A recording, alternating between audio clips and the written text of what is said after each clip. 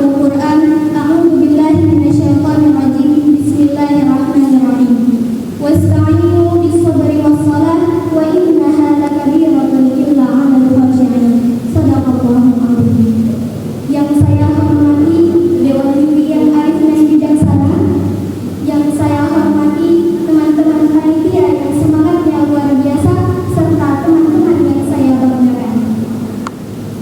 Yang pertama, marilah kita ucapkan puja dan puji syukur kepada the King of the King, the Lord of the world, and creator of everything in this universe is Allah Subhanahu wa Ta'ala. Biqaulina alhamdulillah. Yang kedua, salawat dan salam semoga selalu tercurah limpahkan kepada junjungan kita Nabi Muhammad sallallahu alaihi wasallam. Allahumma shalli alaihi. Sang proklamator kemerdekaan yang terkenal dengan sistem dakwahnya mengajak bukan mengejek, merangkul bukan memukul, mengkafirkan Islam bukan mengkafirkan yang sudah Islam.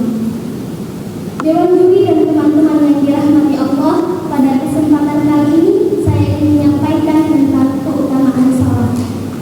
Sebelum masuk, boleh nggak saya tanya dulu, teman-teman semua tadi udah pada salat subuh belum? Ya. Yang sudah, alhamdulillah. Semoga Allah istiqomahkan kita agar senantiasa dapat menjaga salat. Dan yang belum, semoga Allah ketuk pintu hatinya agar di kesempatan selanjutnya dapat melaksanakan salat. Dewan Juri dan teman-teman yang dirahmati Allah, ulama mengatakan bahwasannya salat disebutkan sebanyak 83 kali dalam Al-Quran. Salah satunya di surat Al-Isra ayat 78. A'udzu billahi minasyaitonir rajim. Bismillahirrahmanirrahim. Aqimis